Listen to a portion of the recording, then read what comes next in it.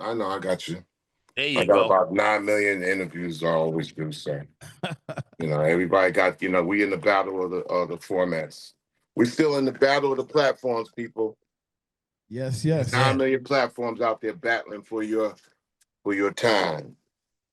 But then a couple times I've been on here with Will. I've been telling y'all about technology, so I'm very happy that y'all are grappling with it, and amazed at AI, which ain't never going backwards. But it's the more amazing is yet to come.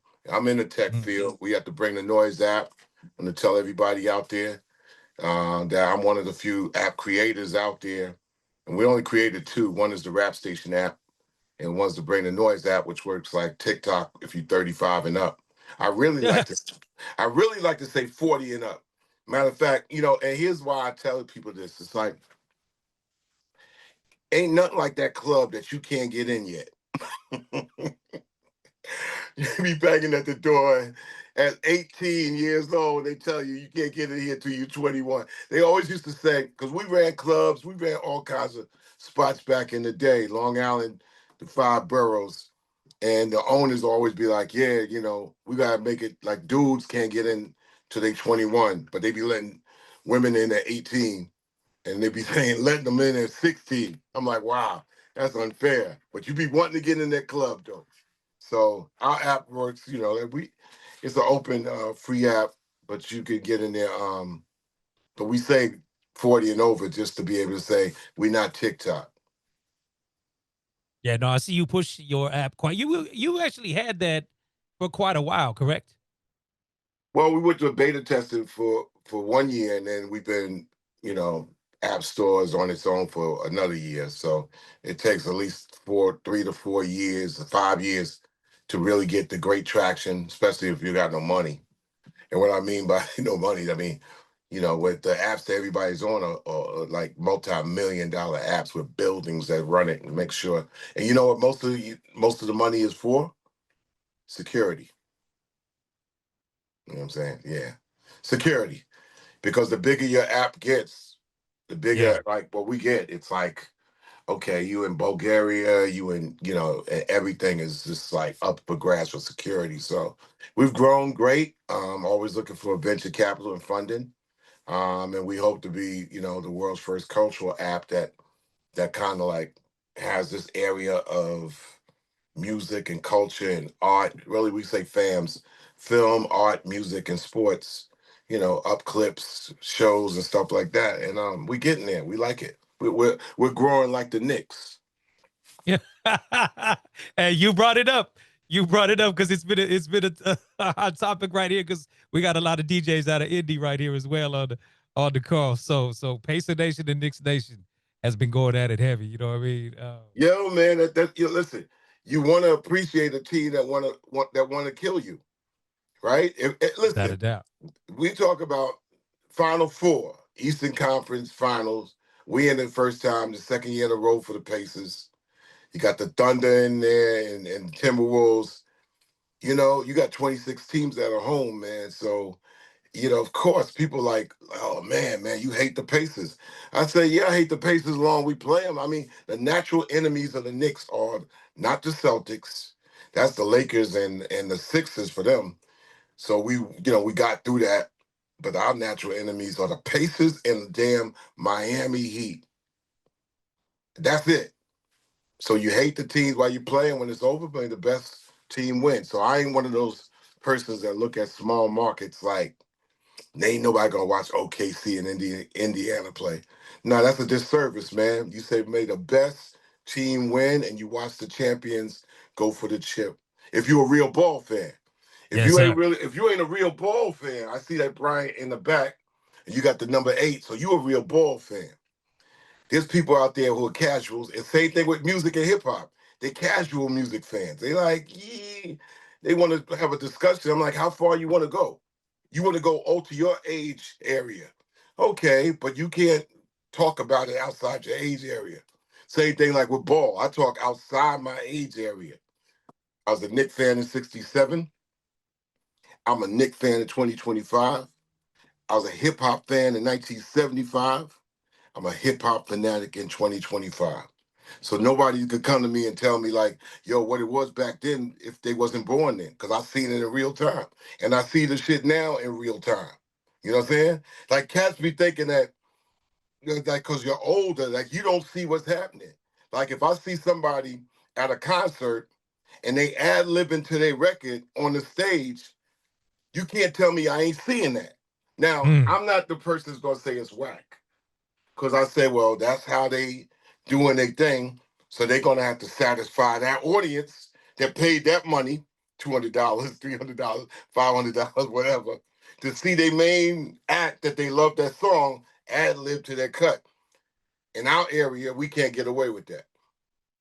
In the area that I play, where we, Public Enemy's going out with Guns N' Roses, we can't come out and lip sync to records on a Guns N' Roses. So we gotta figure out how to have that energy pack a stadium.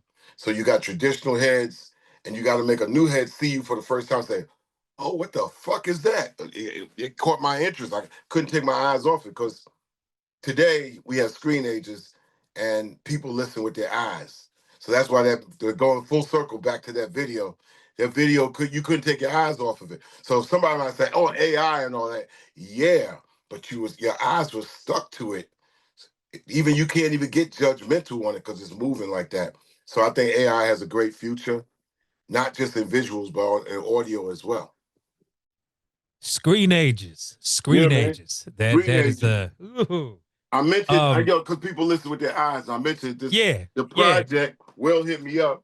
It's called Radio Armageddon, and it was put together by my man C-Doc, who was actually co-president, really the president of Spit Slam record label, but also he is a producer. We call him the Brian Eno of hip hop because a style of his production has long been abandoned. Switches, sudden left turns, beat changes. Will might have known, this might have been a little bit before your time, Will, but back before records, that MCs used to rhyme over beat changes, even tempo changes. Number one, the whole saying that goes on and on to the break of dawn, like hot butter on the popcorn. The Bomb Squad came out of that. So a lot of our beat changes really was out of the style that rappers and MCs rhymed over. Nobody did that before we did that in production. We could not do that 3 years after we initiated it because of then the lawyers come in. So now you can't beat change, and now every change is being scrutinized. So now you got to come up with a different design, and C-Doc has mastered that. And I can't give the recipe away, but it was refreshing to hear beat changes and sudden left turns come back into production. Man. Just keep talking, Chuck. Just keep talking. No. I like Say, to but answer no, questions. much respect, Toby. I think we all some sponges right now. No. Will said, "Yo, man, Digiwaxx been with you since day one. It's been with the Split Slam. Chuck, get your ass here." And I said, "Yes, sir." Well, so I do want to go back to your statement about listening with eyes because it's something we talk about a lot right now because content game is nuts, right? I mean, that's what it is. Everybody's scrolling, getting their 15 seconds of knowledge. You know what I mean? How 15 much seconds of something. I don't know Yeah, if it's knowledge. Well, that's why I It's say a bit and we'll piece. say that what they're calling knowledge. You know Yeah, what I'm saying? I had a bite of fish. I ain't had the fish. I just had a bite of it. So same thing with on your look. There's only two types of phones. You got an Android or iPhone. That's it. Ain't a third phone. Everything that comes through it comes through ISPs or whatever. And so I think content is king, but it ain't. It's what you do with content. And if you're going to just keep it to the screen, you're doing your content a disservice. I think there's a beauty in closing your eyes and listen to sounds. And the DJs know that. And the DJs are confronted with like, damn, I got to throw a screen up too now, where people, when you listen with your eyes too much, that means your mind and your ears atrophy a little bit. You really won't be able to hear some shit. You can't tell, man. We got less dancers today. Look, if all you DJs, if you DJ in the club, your hardest struggle in 2025 is getting a motherfucker off the wall. Get off and stop sucking on that bottle like it's a nipple. Get your ass and move to the sounds. Now, if you got some sounds and they don't even hear what you're playing, and they got to see your music and stay sedentary, then you have challenges as a DJ. You know what I'm saying? Line dancing is helping. It's cool. It's cool. But to get down to the get down, funk bands relied on the whole crowd moving. Suppose you really don't want to put, suppose you don't want to make your dancing so cerebral. You just want to get down. I remember very clearly. I'm 17 years old. There was a 2-year period. A dude didn't get on the dance floor if you didn't know how to hustle. Couldn't do the hustle, your ass on the wall. A fly chick ain't dancing with your ass, and she dancing with that big afro, tall dude wearing platform shoes and Swedish knits, and he getting all the game because you can't dance, you can't do the hustle. It's complex. The Floors was liberated in 1978 with a group named Chic, who came out with what? La Freak. When the Freak came out, that means the Floors like, I ain't got to do the hustle, it's on. Now, I can't talk about relationships in 2025, how dudes and women are in the club, but they looking at each other like they arch enemies and shit. And you know what I'm saying? And got to go to each other you can't talk in a club because it's all loud and you're not dancing. So motherfuckers is texting each other with bottles and shit or postering up. Postering is it's cool, but it's corny if you can't go to stage 2 and 3 with a personality. So the DJs are there to fill in the floor with a personality and at the same time know that the people could get together. Get on out in the parking lot and at the parking lot cats take over. Because they say, I ain't had to go in there. I just waited till they came out. It's quiet.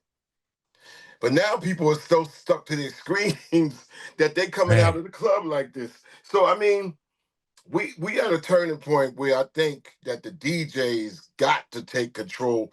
And I tell you, it's even unhealthy when you got people that don't dance. I was like, what the fuck you doing? Me, I come from skating culture. So we roller skating our ass off. We coming out of there sweaty. Okay, I'm such a skilled skater. I'm gonna dance. I'm gonna skate with a girl on couples and then get rowdy when they say all single skaters. But the music, whether it's Zap, right?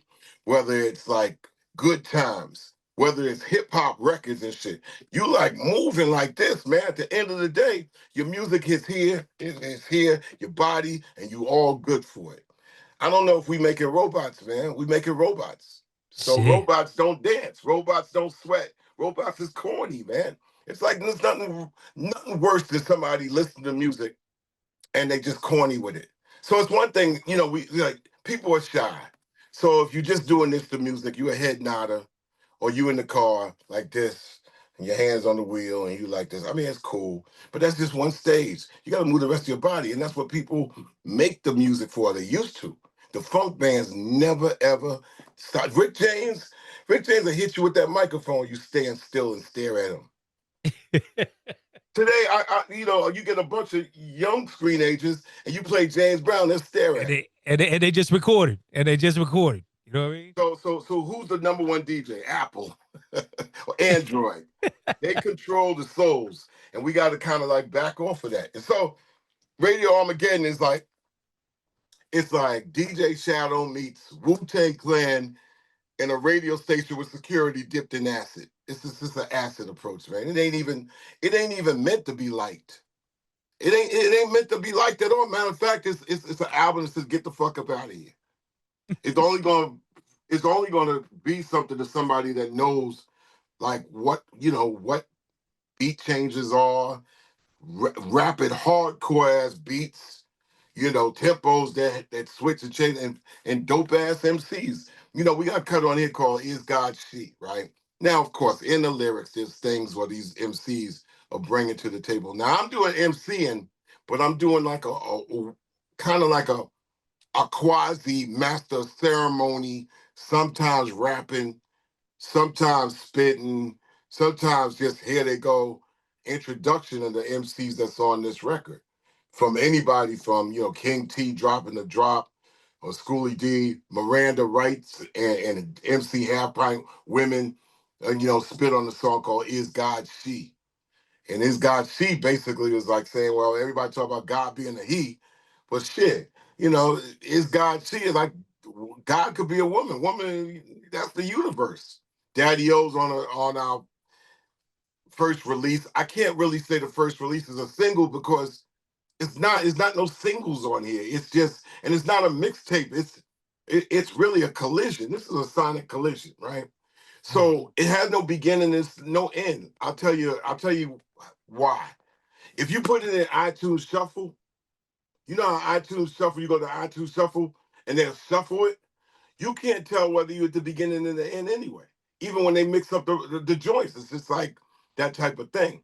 So I guess the first thing off of it, new generations, who all got their different thing. It's like it's a sliver. It's like, I don't know if you eat lamb or gyro, where they take the lamb and they slice the pieces off. That's what the sonics that come off of this. New Gens was a slice and made a gyro, and the next one is Black Don't Dead, which means like people say like black don't crack. Yeah, but it could die. So all these 5 fingers of death, as far as not just murder, but hypertension, stress, heart attack, diabetes, all that shit, man. Yeah, we can't take advantage. I mean, we can't take for granted. Oh yeah, black don't crack. Yeah, but that shit could die. Care how much makeup and all kinds of shit you put on it. You gotta take care of your thing. So, it's all full circle. Get the floor popping. Make the DJs. Saluting the DJ is not staring at him or her. You just salute the DJ, get that ass going. Let's go. Come out this motherfucker sweat. No doubt. Well, listen, we got a lot of people want to ask a question, but I want to run a song. And since you brought it up, let's play This Is God She. Yeah. Again, and like I said, we got a lot of questions for you, no doubt. But I love the energy. I love the energy. Real spirit. Yo, man, hey, bro, I'm in the entertainment business, man. I've been in the entertainment business 45 years. People are like, oh, you're I ain't a preacher. I ain't got no damn church. They just say, well, if you say Chuck D seemed to say something important. Well, I'm too old to say something stupid. If you at my stage and age, right? At my stage and at my age, if I can't say something, I don't need to say anything. All right. Mr. Chuck D hanging out. New project out. Peep this one out, y'all. There it is, ladies and gentlemen. New project out now. All bars, no gimmicks, just good music. Old school checking in from San Antonio. What's up? San Antonio. What's good? Chuck D, fellow sexagenarian. There we go, right? Seeing you still out there kicking it and doing it well. I listened to that whole album about a week ago. I was like, amazed by it. I was like, damn, you bring it. It's kind of bringing back that nostalgic Public Enemy, but you still got fresh newness to it. It's like a palette of music, it's not like one color and being looped over and over again. You got like different colors and different flavors being all interlooped through the whole album. The whole album's like a musical journey through your ear. It's like an eargasm. That's how I think it's a nice album. Well, thank you. I appreciate it. Listen, my granddaughter is 7. She pushed the shelf down when it came on, so I think that's a sign.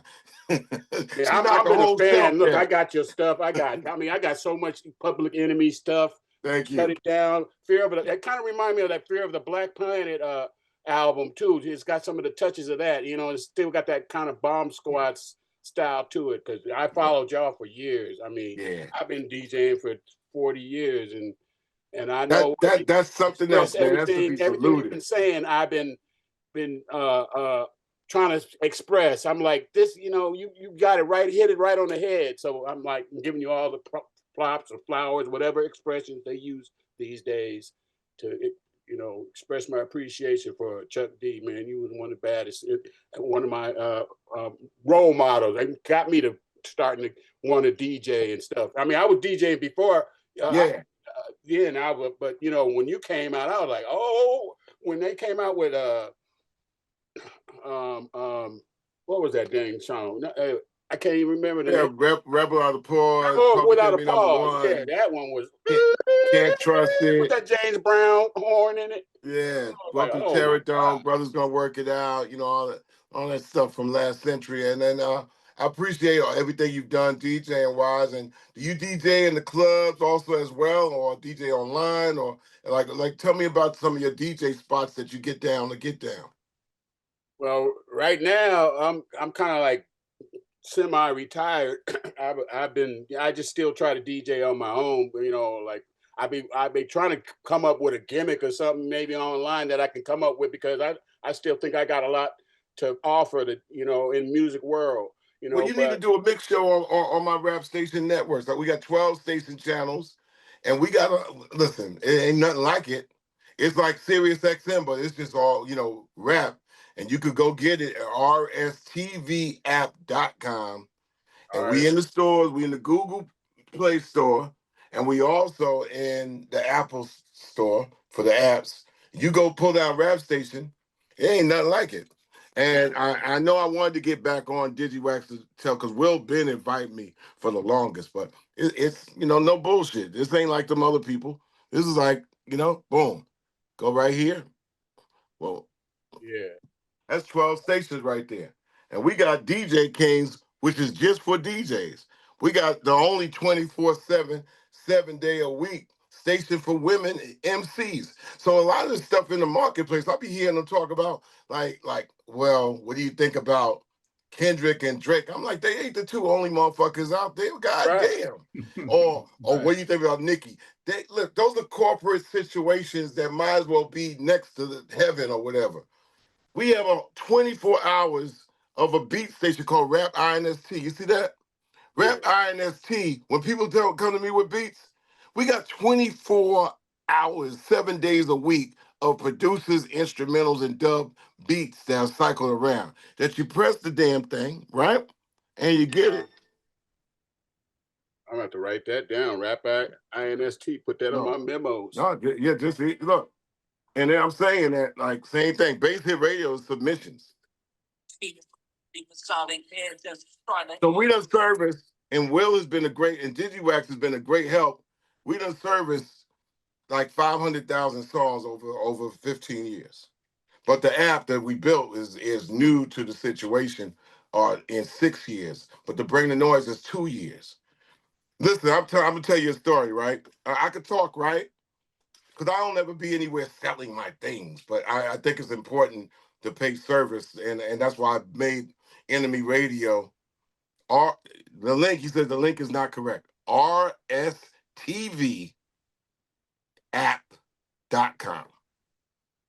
rstvapp.com. There you go, K Max. That's it right there. That will take you to the Bring the Noise app and also the Rap Station app. And I've been doing a radio show called And You Don't Stop for 16 years. And that also runs through also another app situation, but it's highlighted on our station group as well. In 16 years, I've been doing the show, and so I have an area called Pacifica. Yeah, we have 17 Pacifica stations across the United States And You Don't Stop. And I tell people to submit your music over. So I've been doing that 16 years. So I'm gonna tell you artists, like his name is JB, Jabee, and he is probably the most renowned rapper in Oklahoma City. So I played JB's song that he submitted on the And You Don't Stop radio show in my segment. My segment is called Songs That Mean Something. I played his song. Next thing I figure, I get something through the mail, and I get a newspaper from Oklahoma City that JB's on the cover just because I played his song. Now this is about 10 years ago, right? So we've been pals. Listen? JB in OKC. I'm gonna tell you how it comes full circle when you provide a service. I did that. He was on the cover of Oklahoma City Gazette. That dude went from that. He had a pizza shop, a coffee shop, and a restaurant. He's in tight with the mayor. He's damn near the official MC of what's going to be the NBA finalist team, the OK City Thunder. And the man's like 40 years old, brought me out there to do a lecture at his seminar, paid me a grip of money. I had to get something back. And I was like, this it came off of a service. I'm out there doing my lecture, and Sam Presti of the Oklahoma City Thunder's in the audience taking notes. This is just like last year. So this is what I'm saying. As a DJ or as an artist or as a administrator or producer, you never know what service you might do might go out there and come full circle. And that's something that just started out me playing, this submission from a radio show that he happened to capitalize on. So there's a lot of things y'all do as DJs that you're doing for a lot of people. You're playing their records.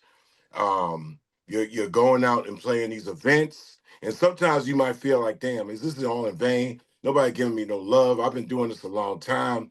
What is this?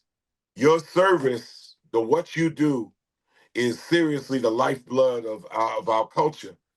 And you just ain't got enough to actually tell you that you're so great, because we don't have a lot of great infrastructures in rap, hip hop, dance music, black music. We used to have it, that got gutted out.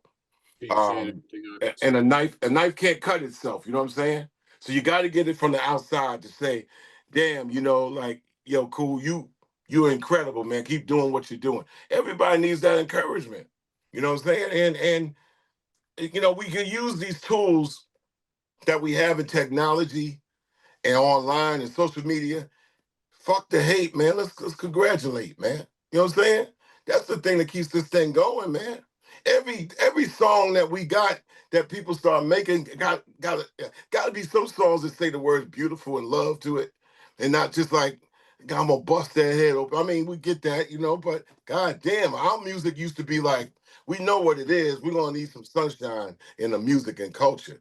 So we know we in the other side of the century, another century. So at least we could get a little bit more balance. And this is where the DJ sometimes got to get some sunlight to spin instead of always darkness, because the machines are going to make it dark anyway.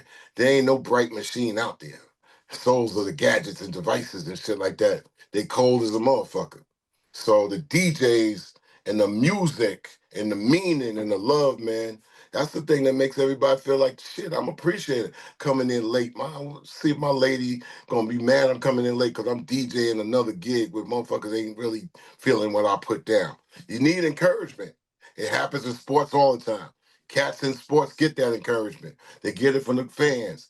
People in music used to be able to get that encouragement from the fans, but now it seems like it's in an adversarial type of place. And the DJs get like, yeah, big deal. You know what I'm saying? I could do what you do and press some buttons, and you be like, well, fuck, man. That's like, we have great tools that came out, the Seratos, that says you ain't got to break your back and lift 80 crates to do a gig. Now, since you could go in and have a great system up there, it's your knowledge of the music. It's not the exactly music that you own. Yeah. Yeah. What's been in my ears, a lot of these youngsters have never heard before. And when I hear this music now, I'd be like, oh, that's from George Clinton from 1965. That's from, they don't even know. They be thinking, that was they give credit to, that was Mobb Deep. No, that was actually a band called Cavern that made that beat first. But in all trueness, every generation is like that. I mean, I didn't know. That's true too. I didn't know or give a damn about Muddy Waters. That was my grandma thing. You know what I'm saying? And I'm just like that. You know what I'm saying? Later on, my appreciation came. But that's just like when people want to have a taste of wine.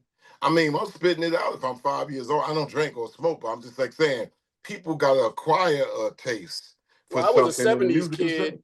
I was a 70s kid, grew up in the 70s, and I was still listening to 50s music. That was kind of our old music, to Twist, the Twist and Chubby Checker and what's his name, Sam Cooke and all them. I'm like, oh, that's some bad. I used to groove off of that. And I was just a little kid. They were they were also like aunts and uncles. They were allowed. Yeah, we had that's what they exposed us to. That's what we didn't have no choice really. But right. Yeah, I mean, if I touched the record player, see, the music used to be for me, like go walk, vacuum the rugs, empty the garbage, feed the dog and clean up after the dog, and my mom would play the music.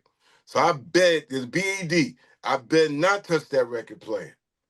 And then you know that you have the 45s that actually go in the last record on the 45, and sometimes it plays 6 times in a row.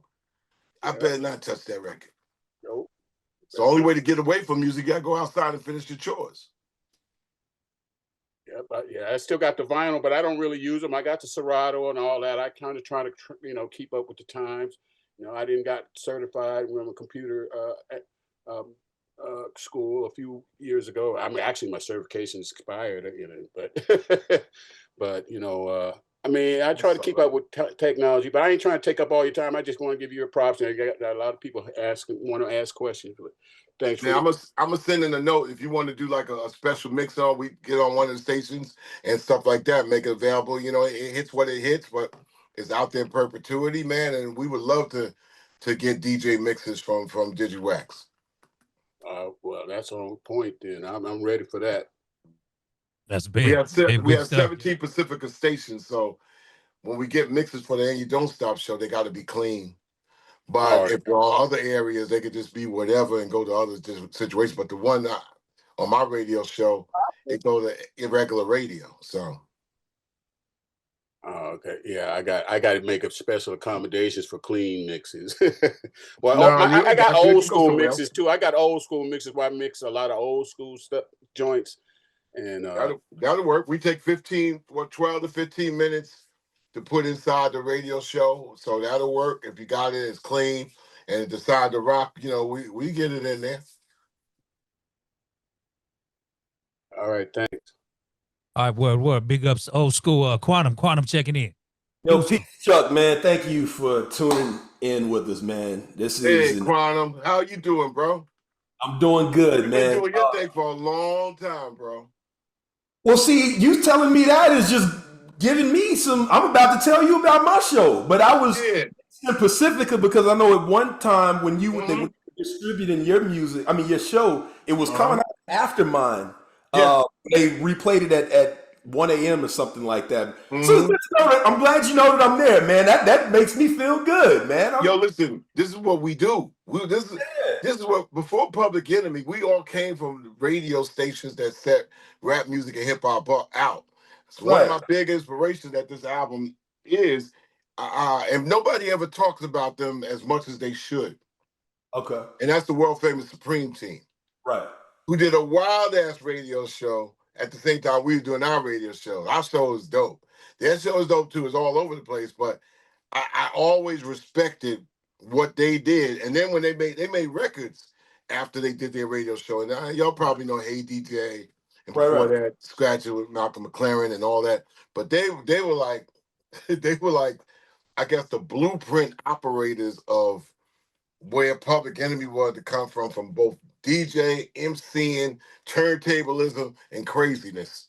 Everything but the phone calls. So right. Of course. No, but man, I appreciate that. I was actually going to tell you, man. I watched the Breakfast Club interview, and you mentioned screenagers, and I want to let you know that I have stolen that word, and as of May 28th, 2025, I've at least used that 3 times already. So I'm just letting you know. Yo, listen, man. I don't even know where I got it. I didn't make that up. But it makes so much sense. Yeah, I'm saying I think it came through a dedication or something like that or whatever, or I might have saw it through something online. I even forgot, but I never claimed that I made up anyway. Just like people think I made up Strong Island. I didn't make up Strong Island. Strong Island came from I was doing WBAU radio back in the day, and we used to take the phone callers. So this guy called up. I want to hear so-and-so. I think he wanted to hear some Run DMC or whatever. And I said, who's calling? Yeah, then I'm dedicated from Nick from Strong Island.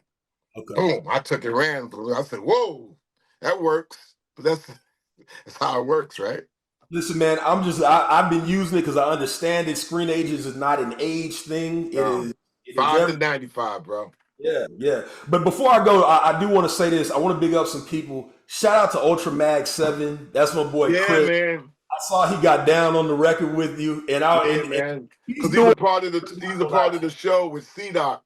Right. He's the Brian Eno of all this, and C-Doc, Ultra Mag, Flatline from Hip Hop Gods, who also is a station manager, rap station. So they all get together. Jenny, who used to do K-Day over in LA, and they get together and they do their thing. So yeah, man, glad that you shout out. Ultramag he's a visual and audio scientist. Man, he's doing the Lord's work on IG, man. If y'all gonna get a chance, go to IG and follow Ultramag7. He mashes up these old school joints with like old cartoons, old shows, and also Daddy O. I'm here in Houston, man. So Daddy O is living down here.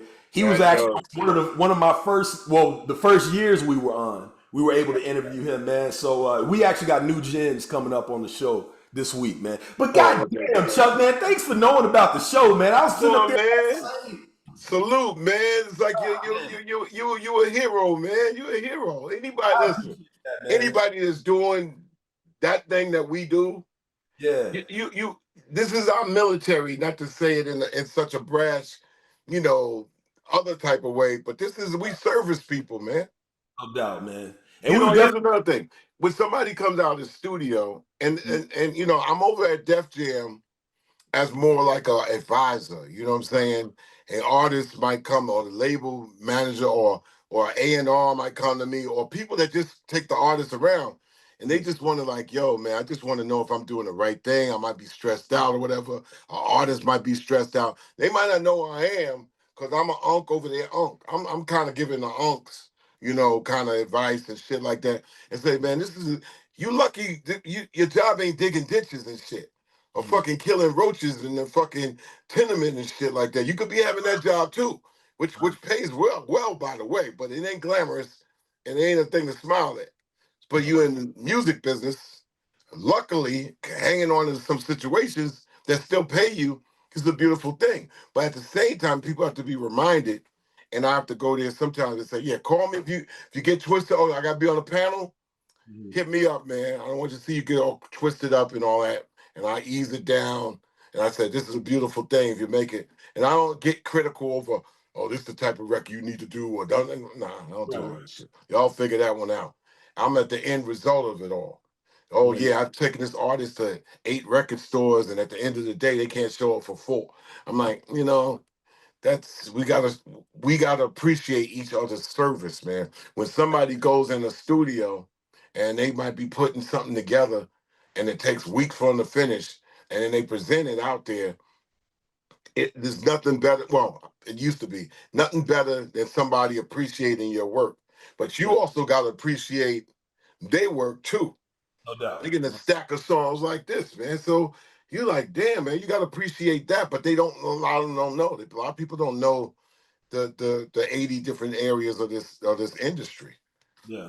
So I appreciate that though, man. And I would want to also submit a mix to the platform as well, man. I'm definitely that's actually what I wanted to ask you about, was how to do that. You were mentioning earlier. But yeah, man, dude, again, thank you. You've made my day today, man. I'm not gonna lie to you. Man, listen, man, you made my day, and that's no bullshit. We make each other's day. When Will said, come on, I was like, wow, I got an opportunity to talk to everybody. That's great.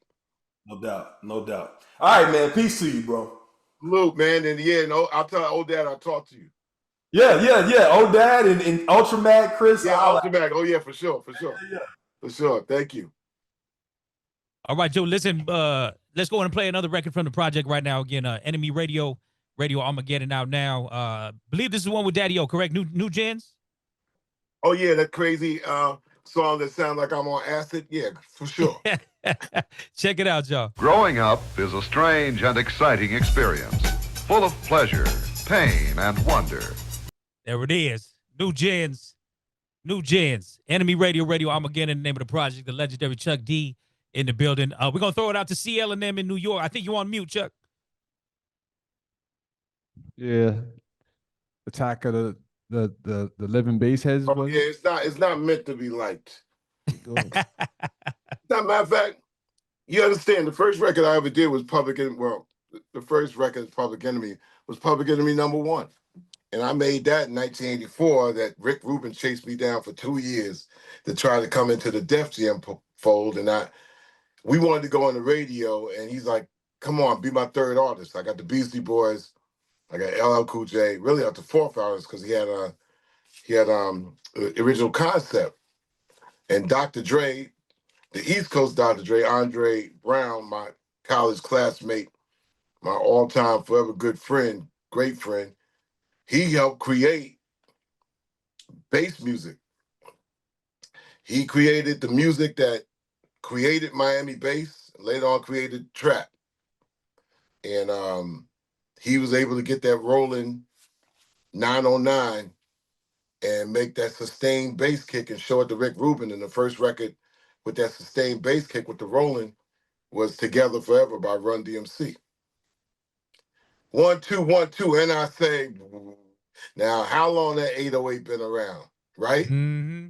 Yeah. Out of the same thing, a profile out of Dre's production showing Rick Rubin that 808.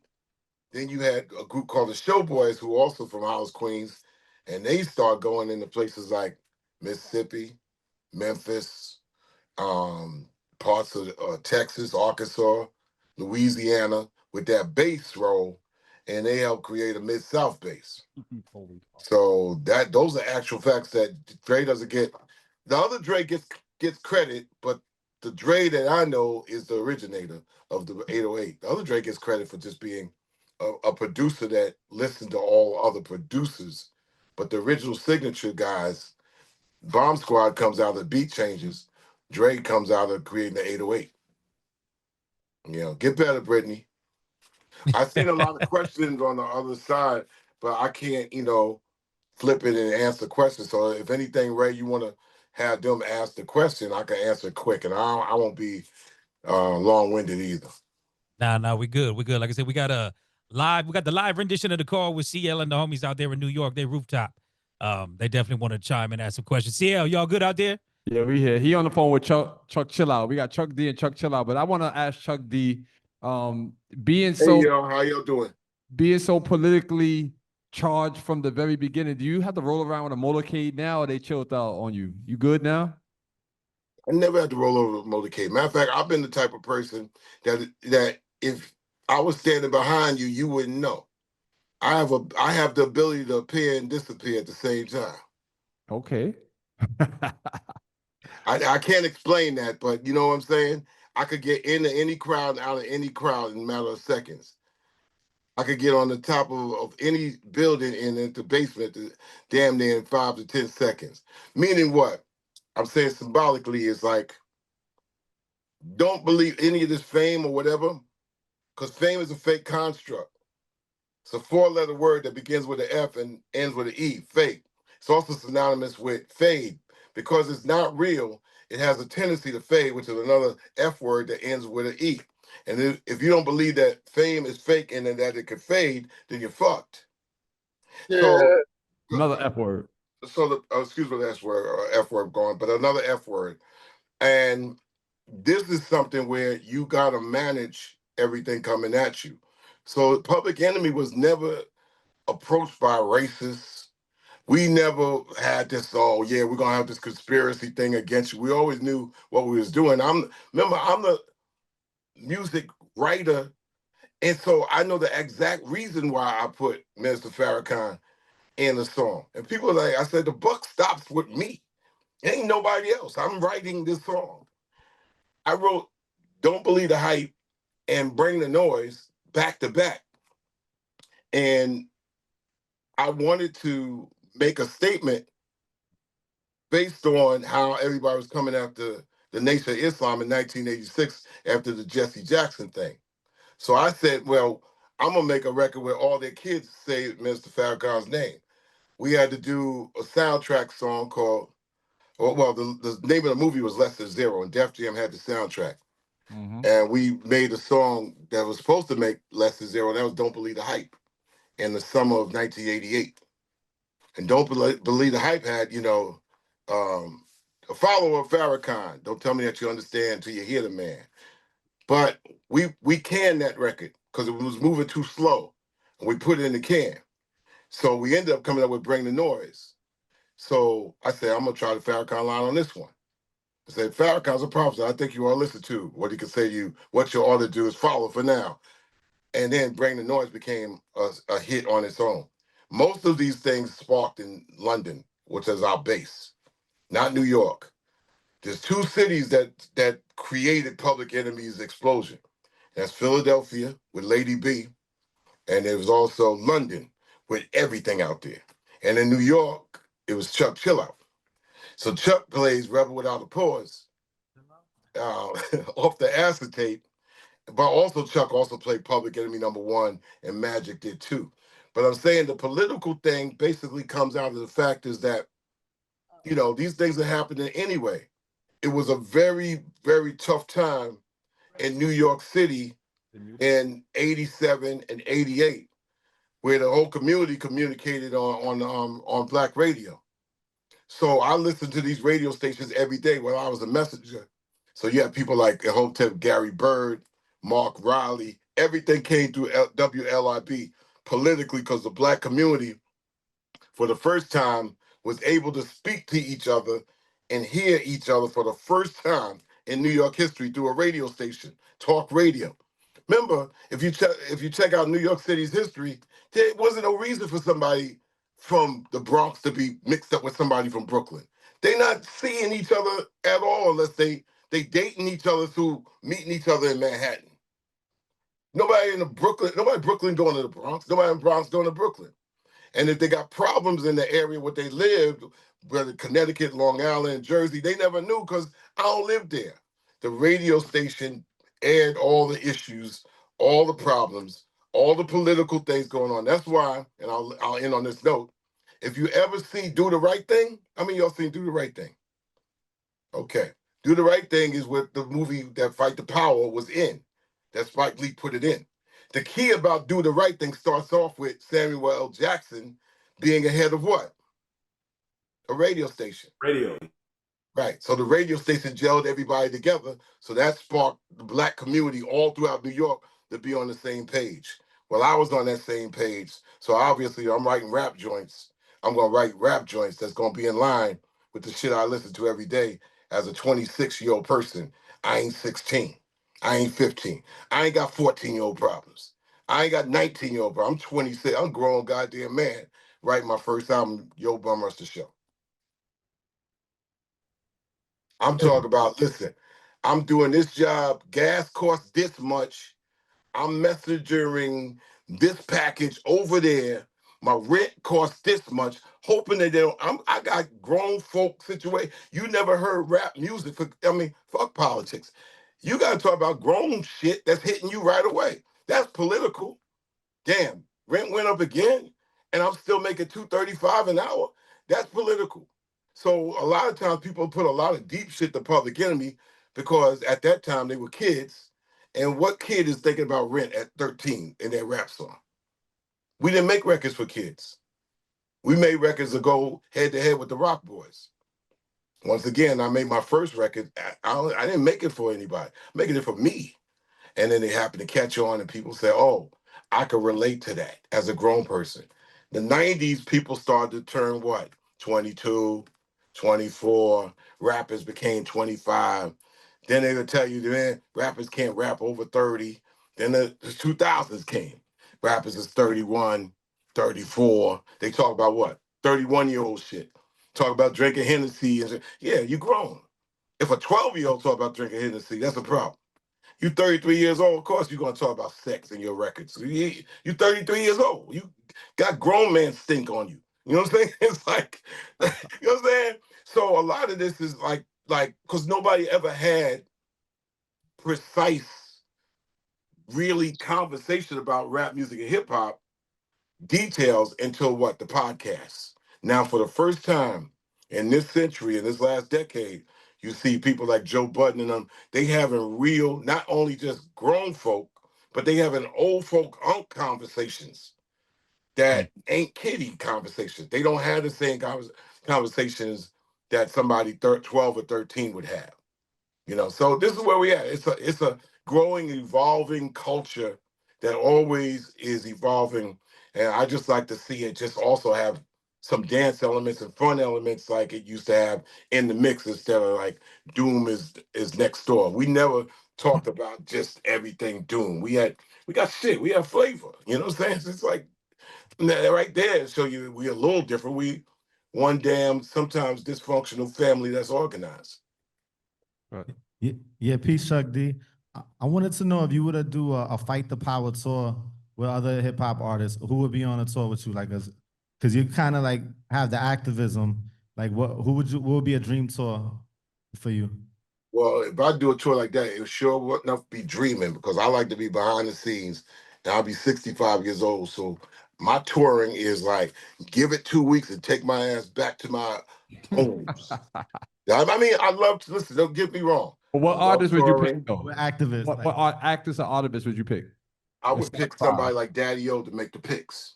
How about that? Because Daddy O would come back, and you know what I'm saying?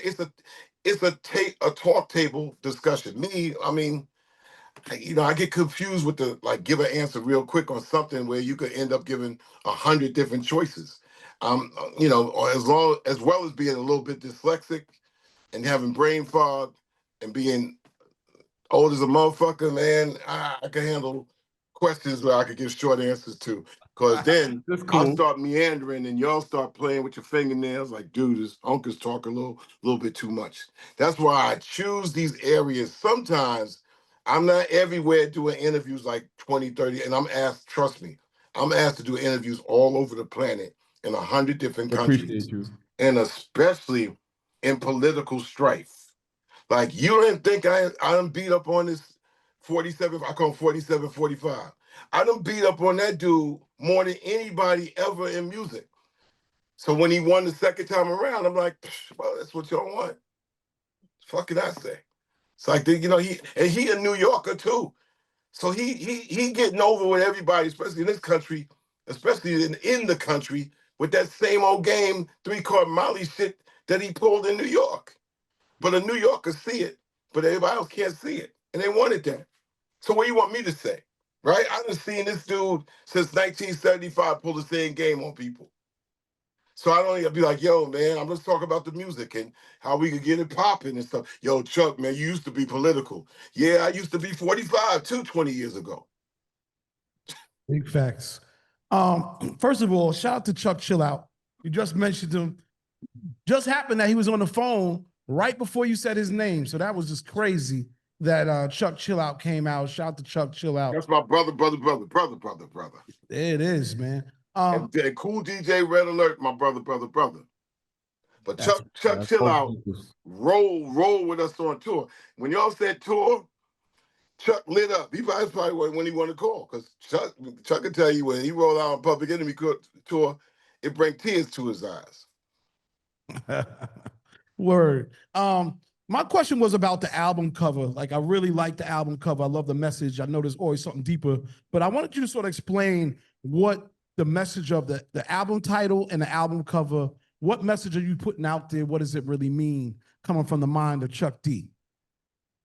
Well, that's the radio tower right there, and all we did is just flip Led Zeppelin. You ever see a Led Zeppelin album? I have seen some Led Zeppelin albums. Pull it up now. Pull it up in your phones right now. Pull up Led Zeppelin albums. When we going to college, hold on one second. You know, I mean, listen, man, we for sample culture, right? Zeppelin was in the 30s though, with that thing that got blown up. They goes, oh, so terrible. Yeah, Zeppelin. that's the no. Well, no, it ain't no deep thought to that at all. That's the Hindenburg that crashed in New Jersey. Right, and Hindenburg that crashed in New Jersey, and there was a German, you know, dirigible, and it just crashed and shit. They fucked up with the scientifics at that time. Look, all it was to cover Radio Armageddon is like, it's basically saying that music is music, and just like we bit and sampled, we sample covers too. Y'all see, what y'all pull up? Y'all pull up Led Zeppelin? Yeah, we got it. Yeah, right? What do you say? Yeah, it came out in 1969. Yeah, there you go. That's a classic. That's a classic album. People sampled them sounds. Beastie Boys, everybody sampled from that. But you know, we just said, fuck it, man. Big up to like C-Dr. Brian Eno, man. I said, yo, man, let's just flip it. Ain't no scientific meaning behind it other than we bid it. Fire. So yo, Chuck, I made a living off of the internet radio. I've been doing it for like 25 years. Yeah, man. You remind me of Charlie Murphy. You look like Charlie Murphy. Charlie Murphy, right? Yeah. Yeah, I grew up So down the street from Charlie and Eddie Murphy. you name it, you naming the album, you know, this Radio Armageddon, like it's really like on my 25th year makes me feel good. Like, cause a lot of people don't respect the connectivity of the radio, but what, like you said, if I think about the Chuck, the Red Alert, all of these Funkmaster, all these people I met coming up, CL, that it all happened because of radio. Yeah, man, but what you doing, man? Listen, I know it's because the radio is almost like doing artwork. You do your thing and you wonder, like, damn, you know. I mean, it's a little better now with your gadgets and phones and all that, because you kind of could get some kind of text response. But basically, radio up until like the last 15 years, you be thinking you by yourself and shit. Like, and then you get to a point like, what the fuck am I doing this for? So you always need reminders like, oh, yo, what you doing? I love it, man. Remember this. You don't measure anything you do by the quantity. You measure it by the quality. That's the shit that be fucking up people anyway. When you start judging your activity by numbers. Numbers don't mean nothing except for big corporate situations that's looking to get paid back. You judge your listeners, your responders, your people, one by one by one by one. Inside that one are numbers, not the numbers that they quantify and accumulate. Like more doesn't always mean better, man. If I got to get out of a room, give me 10 martial artists instead of 100 confused people. I want focus, man. And when you focus in your work, you'll get focused listeners. And you'll be like, yeah, man, I got 5 dedicated cats that's gonna ride with me no matter what. That's what you're doing your show for. Everything else around that's like, yeah, casuals come and go. Oh, yo, he on, she doing her thing, all right. But your dedicated core, that's what they call your tribe. Your tribe is what you always, that's what's gonna motor you, man. It's gonna motor you and motivate you. So you say, well, damn, you know, it's not about, oh, I got 3 people listening to me. No, you be like, damn, I got 3. And there's a solid 3, it's a core. Let's go. You know, listen, I'm the master of pep talks, bro. Oh, that was a good talk. That's how I live. Yeah, People want to know about your numbers. Since I've been doing internet radio, what's your numbers like? I'm like, you know, they can make those numbers up, right? That don't mean nothing. I know that when I walk down the street, people tell me, yo, D, you the first person I ever see do radio. You're the first person I ever see do podcasts. So, and I hear that a lot. So I don't need nobody. I can't measure that to the audience outside. The wrong algorithm language is put to this. For example, in regular radio, they talk about what? Rotation. Mm-hmm. Rotation is how many times they play it. One song. But when you talk about internet radio, it's flotation. You know what flow is? Mm-hmm. How many links that you get around. Now you can play it one time on one show, but you spread your links around. That's flotation as opposed to rotation. Rotation means that we on playing it over and over again until the record company money run out. Flotation is spreading and flowing your links. You could do a show last year, flow the links damn near next year, and it's going to hit people for the first time.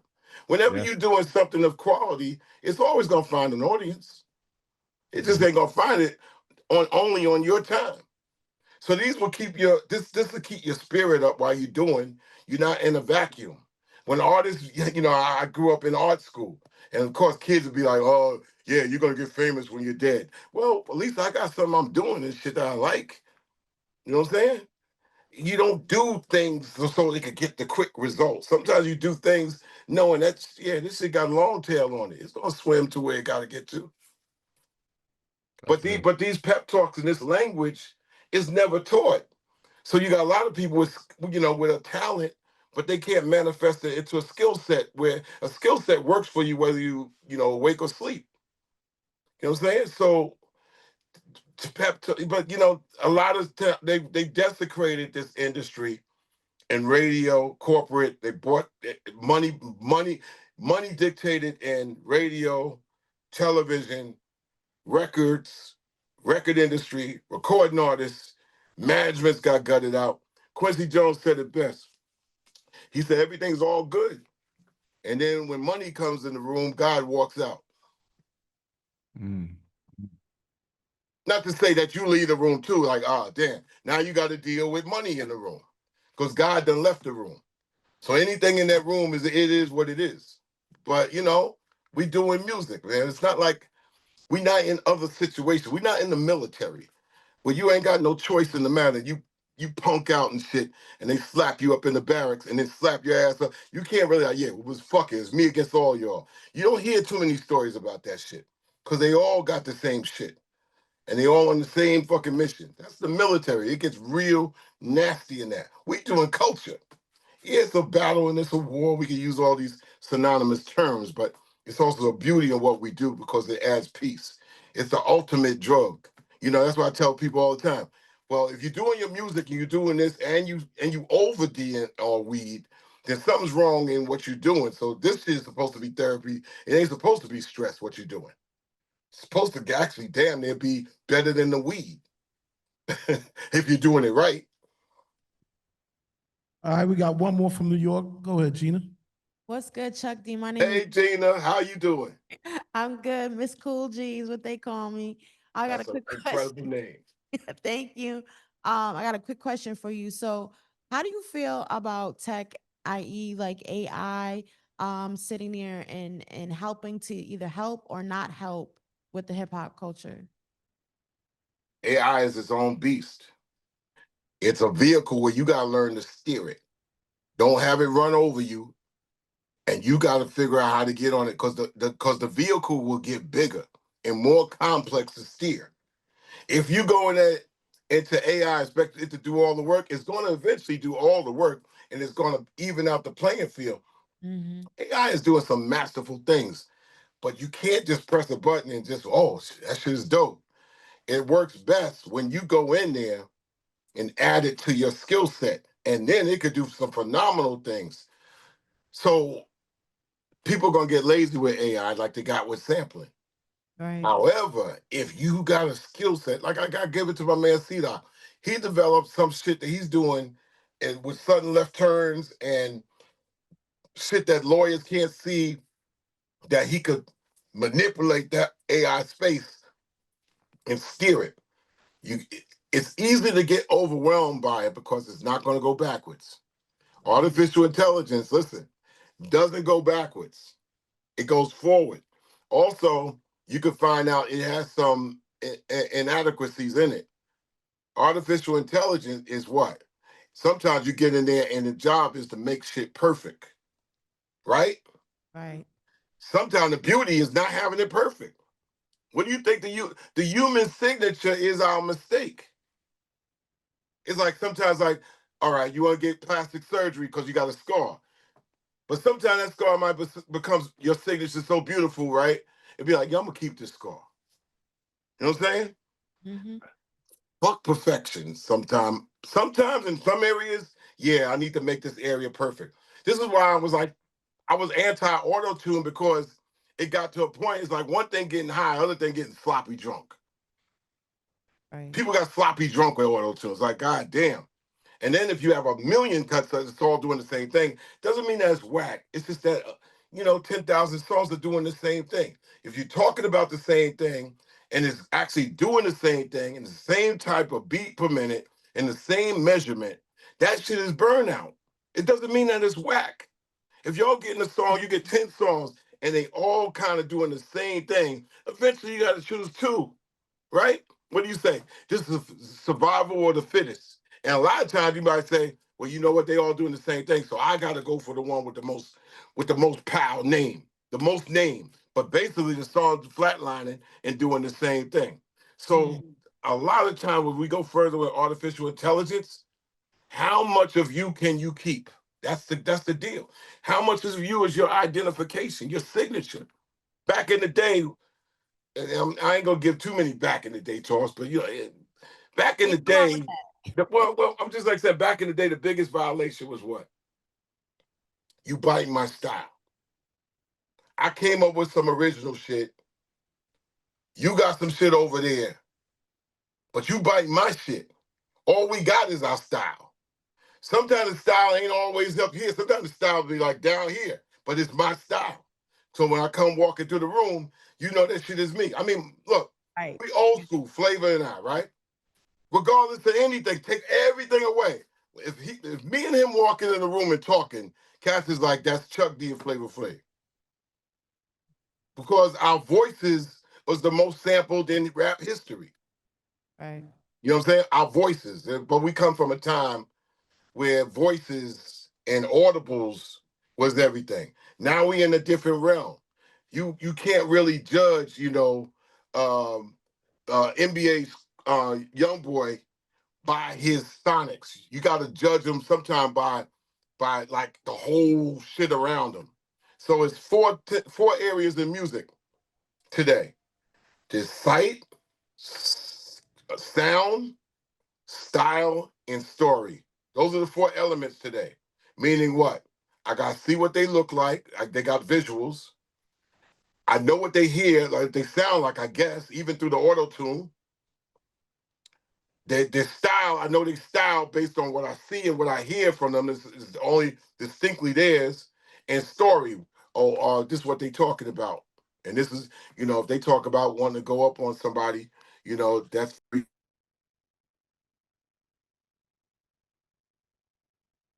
You on mute, Chuck. Yeah, you hit mute, Chuck. Yeah, the phone call coming in. yeah. We Okay. can't look at music right now and saying it's the same era. It's not the same era, ain't even the same decade. It's a different century, and young people, new gens, as I say, new generations, they process what they think is music differently from 15 years ago. Not even talk about like last century. I'm a last centurion.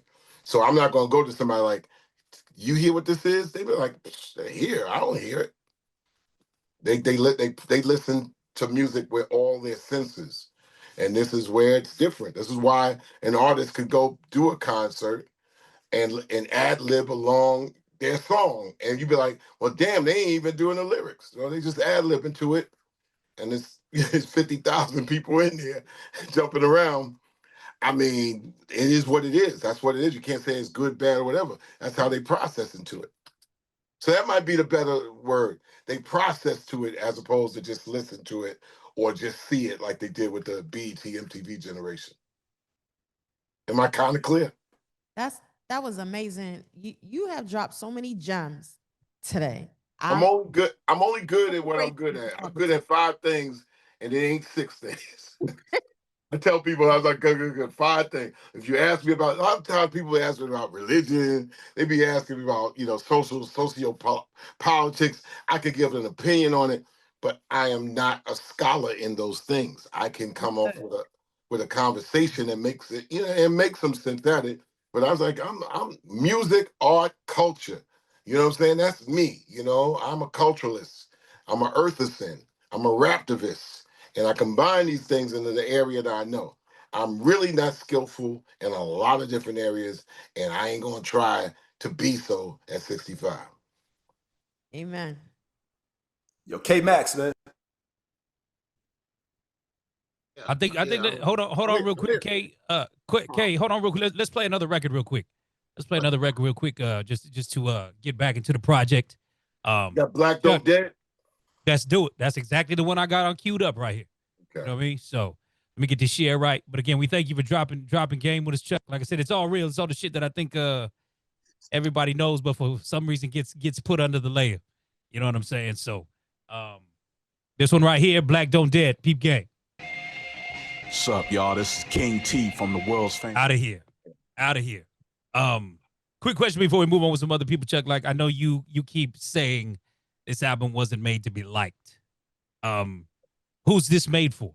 It's made for what, it's like something orbiting in space. It's like space debris. So it's gonna hit something. It's gonna hit. So it's meant for who it's meant for. Yeah. Yo, man, listen. It's on Def Jam. I would not go to Def Jam with something expected and conventional anyway. I would go to something that's like, okay, this is something that y'all ain't heard and seen before, so it won't get in the way of what you normally distribute out there.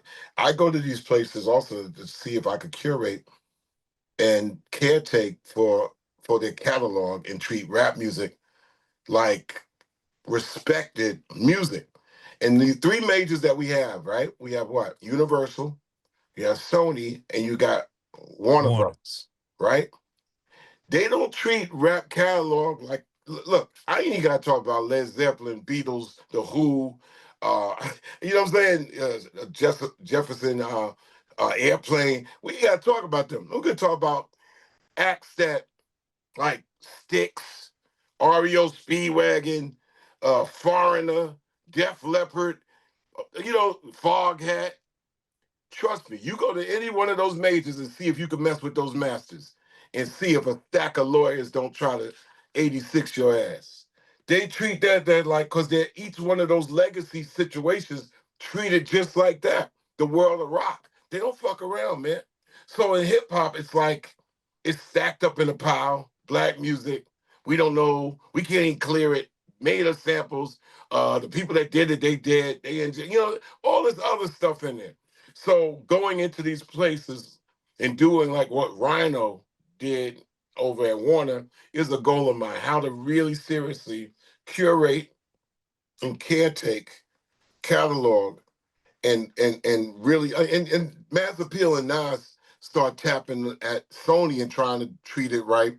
There's a lot of different issues like clearances, why somebody can't touch this. A lot of times song splits. You look at a rap song, some records especially in the 90s and 2000, y'all the DJs, you look at the songwriters, got like 20 songwriters on that one. Yo, man, good luck in trying to get that royalty situated out on that. But it's got to get done. It might be some ugly work. It's what they call dirty jobs, right? Well, I got teams of people trying to do the dirty jobs to try to clean up our legacy, our culture. I come out of that culture. I know what it is to share songs. I know what it is to give away 150% of a damn song. You know what that is? 150%? When I did He Got Game, and Steven Stills and Spike wanted that song in the movie. Everybody was pulling for that song. That means I had to write that song, and the negotiations for Steven Stills says that shit, I get 150% of the song, which means that I get 100% of that song and 50% out of something else. Just like the same thing with Puffy that everybody calls Diddy these days. When he did that Sting record, Every Breath You Take,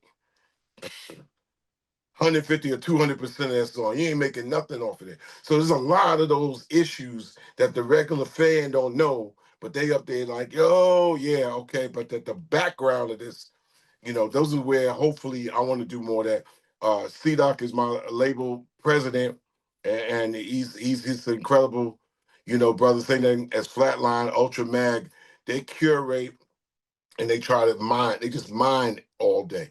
Y'all also heard in DJ culture, you got beat diggers and you got crate diggers. And the beat diggers and the crate diggers, when they actually pick a joint up, number one is like all the labels now, they got it all figured out. You can't use a spec of them old dusty 45s and think you get away with it because they already got search systems. People first got familiar with what? Shazam, right? What does Shazam tell you? You don't think Shazam is AI? Shoot, any second that you play anything, if you like, I can get away with this sample. Boop, press the button, AI found it as it files through like what? Millions of files and said, oh yeah, you took this shit. Oh, we're gonna be calling the we're gonna be calling the publisher right now. Oh yeah, you can use that in your song. How much is it gonna be? $10,000. So shit, we got like 15,000 to play with. So don't think this shit is all figured out. This ain't for the lighthearted or the fan. I said, oh, yo, yeah, after that. So those are some of the things I'm doing. And I'm just telling everybody, and I'll be connected with Will. I'm going on tour with Guns N' Roses, and be prepared for a surprise. That's all I can say. Hell yeah. Hell yeah. K-Max, you still there? Did you take off? Oh, no, I'm still here. Of course I'm still Okay. here. Hey, what's up, Chuck? What up, man? How you What's doing, up, man? It's been a minute. Good to see you, man. Yeah, there you go. Yeah, it's been a minute since 2015 South by Southwest. Last time I was in person. On the other side of the pandemic. Oh yeah, You got pre-pandemic world and you got post-pandemic world. Dude, ain't that crazy? Yup. And some people forgot the pandemic existed. We 5 years past that. People are like, oh yeah, I forgot I had to stay in the crib in April 2020. Well, people are still volunteering wearing masks these days. So I don't BS. I wear a mask on the planes. I take more planes than anything, man. Sure enough, man, I'll be boom. I try not to look like a ninja, but you know. Yeah, but yeah. Speaking of pre-pandemic, there was a phrase that you did at a sold out House of Blues show. You all did a 2-hour set and a 30-minute encore, and you said at the time the U.S. government worked for God, and everybody looked like, what? And he said gold, oil, and drugs. That stayed with me all these years, man. That shit was crazy. Also, they like to assume, and you know what? And people just think I'm always been anti-U.S. government. No. I live in the United States. I'm born in what quote unquote the United States. I always felt that we deserve a piece of it. Just like you know, we've been shitted on in our piece of it, and I mean PEACE. But I said in the beginning of the Bum Ruster show, the governments are responsible, plural, not singular. Governments.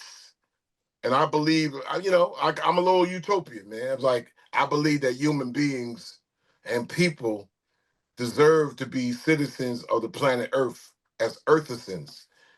Not having, and you see that even this played out now. It's like, you can't go nowhere and you got to get permission even to step out from all the land that's granted to us as human beings. Now we got to get more government permissions than ever. And now we have a government governments that will actually move your body out of a piece of land that you think that God ordained for all of us, right? So my whole spiel has never been it hasn't been political. It's more utopian. I mean, for the amount of people on this planet Earth, for people to be, especially in the United States or wherever, to be homeless, to actually have not enough food, have no health care, when you have scientists in hospitals, all this without on the planet Earth, and only so a small percentage of human beings, sometimes reptilians, right, got every goddamn thing. I mean, I'm utopian. I'm not political. and he's saying, and Musk can pay for all of it. You don't be fooled by that. Because what Musk ain't got is melanin.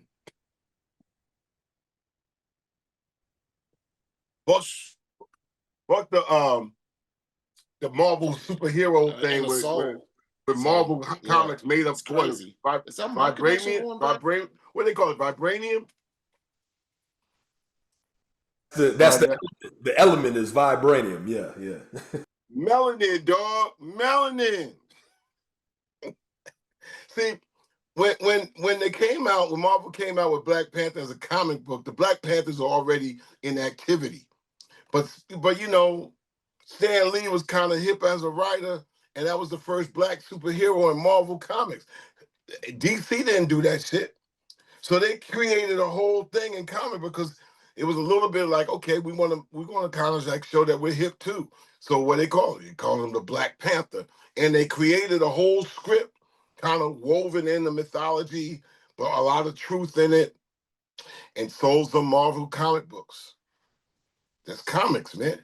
Today, it's bugging me out. I'm seeing, for people to tell you like, oh, shit is old. If shit is old, right? And this is why I say culture is very important to continue to do, love to do. I don't care. Don't let somebody just say, old is good. Because every movie they've been playing the last 25 years been some old Marvel comic book shit. Shit in the 60s, I bought all these comics. Spider-Man, New York City, Credible Hulk, Iron Man, X-Men, Captain America, Nick Fury. You know what I'm saying? These stories were written by Stan Lee and others, and because I wanted to be an illustrator. I wanted to be a comic book writer. I've done books and stuff like that. All these stories they selling deep into the 21st century on shit they came up with in the 1950s. So I don't want to hear shit about shit being old. They selling old shit in new ways every day.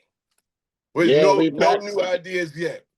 Another thing I'm saying, those ideas in the 60s and 50s was so thought out and so dope that they can't even get rid of it. I'm trying to tell you now. Just like I'm a Twilight Zone watcher. Ron Serling. Yeah, yo, you watch the Twilight Zone, you come away from that shit like, damn. I mean, yeah, all the concepts and everything is crazy. But yeah, like it's just nuts. Like, oh yeah, that was a dope show you all did last year, Riot Fest. Did you know the community?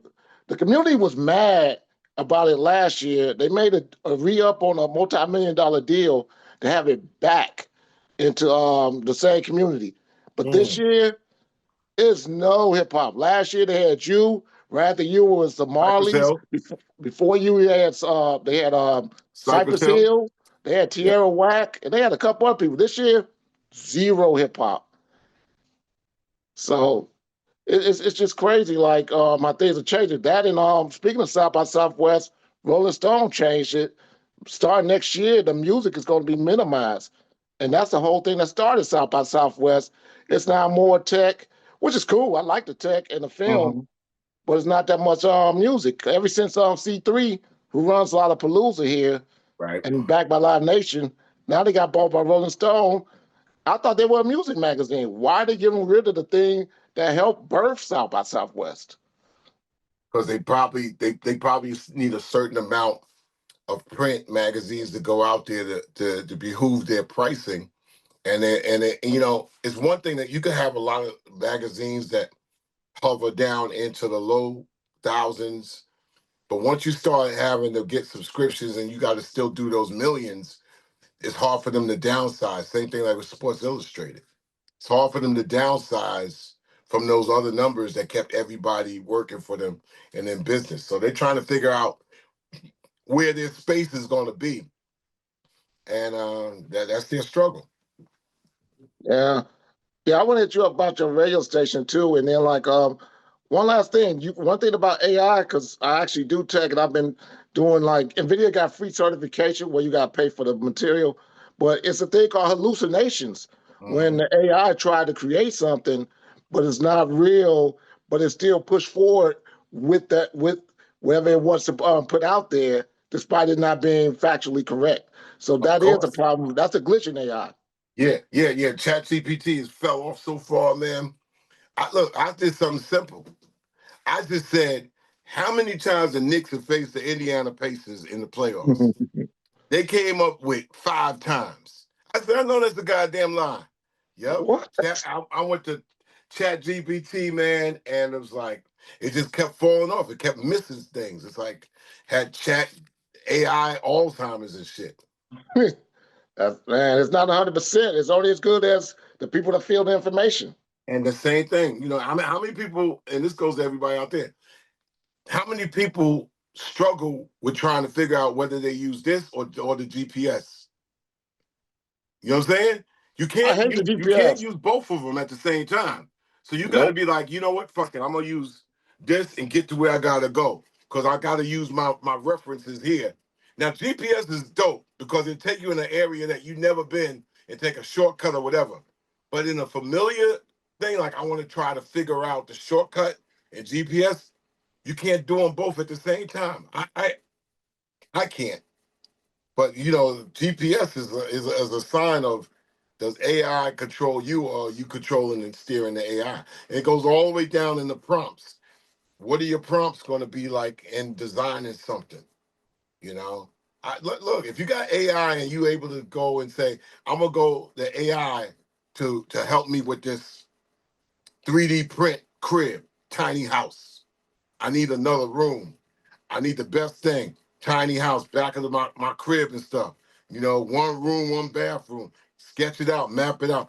AI is going to be brilliant when it comes down to those things if you're able to use it. AI governing every aspect of your life. Yep. I appreciate it, man. Appreciate you taking time out, answer my question. Sorry about the glitches and everything. Hope to see you in Chicago or somewhere soon, man. Indeed. Thanks for the backdrop, Kay. No problem, man. Feel a Black Planet. Thank you. DJ Big Red, what's up? Hey, what's going on? How you doing there, Chuck D? What's up, bro? How you doing, man? Oh, good, man. I'm DJ Big Red out of Dallas, Texas, man. I'm glad to be on the call with you today. I'm much obliged, man. I thought, yeah, first I saw the backdrop. I said, man, you from Indianapolis? Nah, I'm from Dallas. No, sir. Yo, man, go Nico. This got a lot of people mad. Social media. Go Nico. Look, I still got my Maverick stuff on the wall, so you just can't see You it. should. No, Y'all got Kyrie Irving. Y'all got AD, and you get Cooper Flag. Come on now.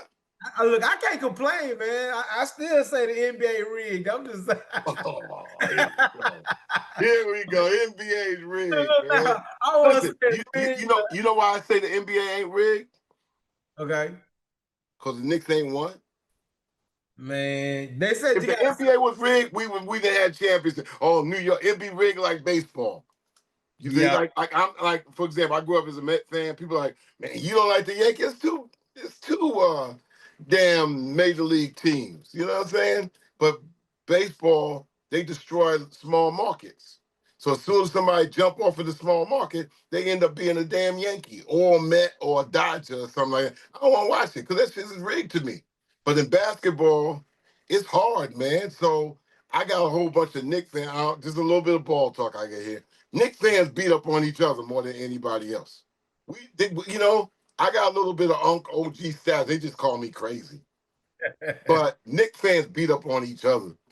And so but it ain't rigged because we in the biggest market and we ain't won in 50 years. So if it was rigged, we definitely would have had a chip in there somewhere.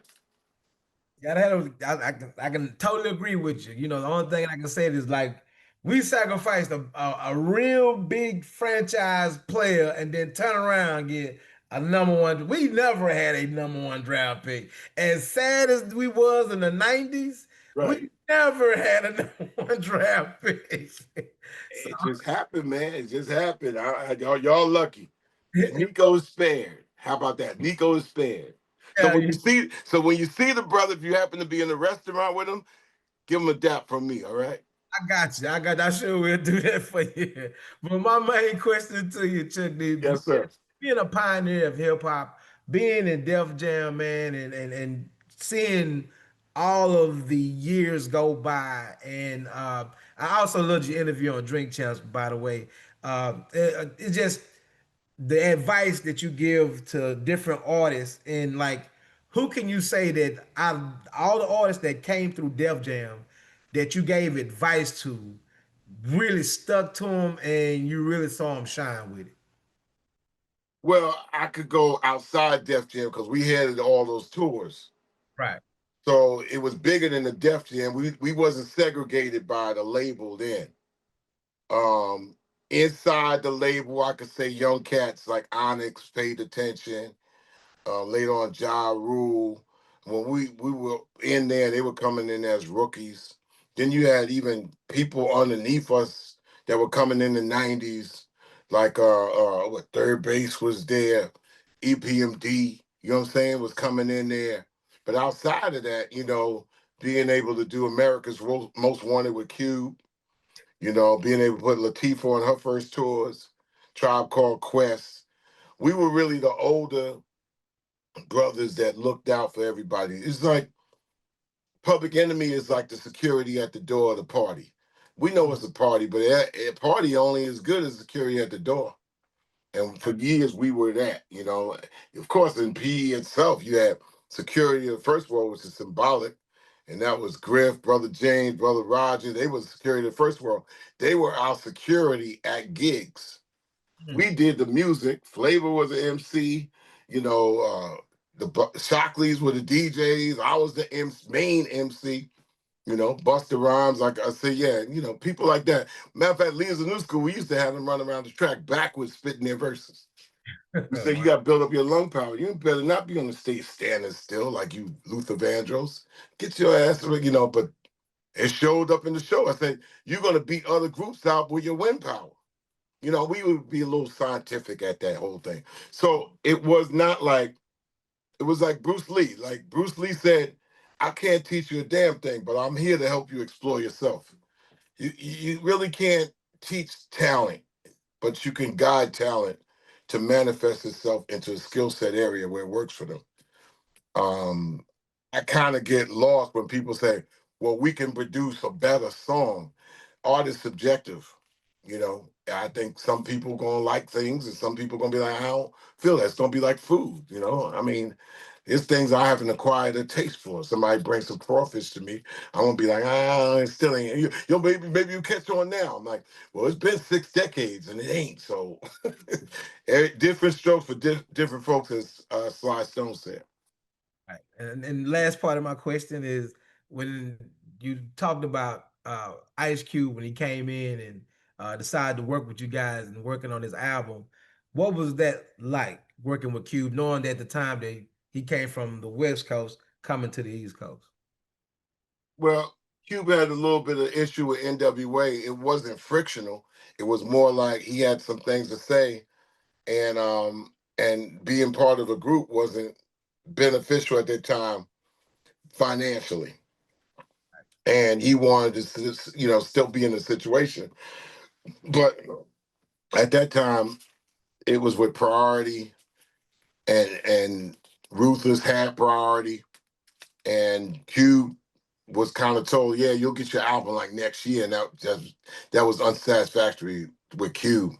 So he began coming east looking for producers, because once he got the clearance from the owner of Priority, the head distributor, Brian Turner, then he could go find, some kind of producers on his own. He wanted Dre and Easy to do it, but they were backlogged. They had to do Miss LA's album, and at that time, Miss LA is Dre's girl, so they had to concentrate on making an R&B album. And Cube was like 3 albums down the list. He was like, nah, that's unsatisfactory. Me, I didn't want to get in the middle of it, but eventually got to a point where he looked around, and I think that started with Burn Hollywood Burn. Me and Kane had talked the year before on tour about doing this song together. I wrote it. Finally, Kane came to the studio. We talking about it. Guess who's sitting on the couch looking at both of us? He just happened to be in New York looking for producers and going to Def Jam and things like that. Cube just happened to be in the studio. So Cube was like, I want to get on that shit. And that's how that happened. We both looked at him like, yeah, why not? That's why Cube got that little middle verse in the middle. It's a shorter verse. He came through that thing in and segued between me opening the song up and then Kane at the end telling it out.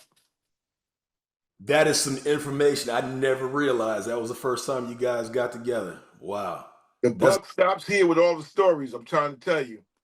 Listen, when we ran clubs, I was a designated driver. Why? I never smoked and drank. And the big thing that scared me not into drinking, because we ran clubs where they were drinking. Listen, we on Long Island. The Long Island iced tea starts there. Cats is DJing and they got Coke and everything. Free bass and everything in the club. Me, I'm being a designated driver because I don't want to get in an accident. And at that time in 1981, other than being a half-ass, trying to be half-ass, short-ass athlete, which I wasn't good at all, I'm watching Indiana Hoosiers win the NCAA championship. And they had a player that played along with Isaiah Thomas named Landon Turner. Landon Turner, I think damn near was the MVP or whatever, 6'10". Then I find out that Landon Turner was hanging out with some people. They were drunk, crashed. He got paralyzed. I was scared to get paralyzed. I was like, what the fuck? He was jumping and dunking. Now he can't move at all. I'm 21, right? That's what I said, you know what? Ain't nobody driving for me ever. I'm going to be behind the wheel. I ain't drinking nothing. I ain't smoking nothing. And I ain't going to try to get paralyzed in a car crash. That's what my whole thing, because we was in the club. They were doing everything in the club, man. It was like early 80s, man. It's like crack is in the club. You know what I'm saying? So I'm like, I'm going to be the designated driver and nobody driving except for me. So that's where that whole thing came from. So I remember every story. I didn't get my story lost in my drink and stuff like that. I remember every detail of everything. So long story short, it's like, yeah, a lot of these stories out here, I know all the things I was involved with to the crystal T. I wasn't woozy, I wasn't loopy, I was like right here, because I got to drive home. 8 million stories of Chuck. Superstar, come on in. Yes, sir. Thank you for that. Chuck D always brings a What's up, superstar noise. He's maker? the real GOAT out here in this world, in this hip Nah, hop man, world. we Nothing share this to it. like GOAT should be greatest of all times, plural. You're a GOAT I too. hear you. I actually did the first major show they did in Cleveland, Ohio. I think it was on a Tuesday in 1987. And Was that I went Kent to the State? airport to pick up Chuck D in a white limousine, and they told me we're not getting in that. I'm like, huh? I'm trying to respect the man. But, you know, went and got a nice brand new white limousine to pick him up, and he said, I'm not getting in that damn thing. And I understood why later, and I went and got an old van that a church, a minister friend of mine had, where he transport kids in, and they rode around in that the whole time. And I started learning exactly what Public Enemy was about. You know, that they were real people, real guys out here doing their thing, and had a chance to meet everybody, and it just was an amazing experience. So obviously the music, I love all of his music from day one, so I can't, it's no use to me commenting on that because I like everything. And like I said, he still brings a noise. So that's all I got to say. Salute everybody on here. Senior citizen in the building, 70 years old, dealt with everybody. I just see, is that Kermit? Yeah, that's Kermit. Hey, Kermit, I'm looking at you, and I'm only seeing the top of your head, and I'm hearing your story. I said, that sounds like Kermit. And then later on, there you go. That's the guy I know. Look at you, man. There's the movie star right there, Kermit. Yep. That's and with the Kermit store, I enjoyed your record store you had on Euclid. And then we always know so many people in Cleveland, like to get rides from, and Val One, and my man E. Davis, and man, come on, man. Yeah, I just text Johnny O that you was on here, and also I sent Jahi a picture of I took of everybody on the screen.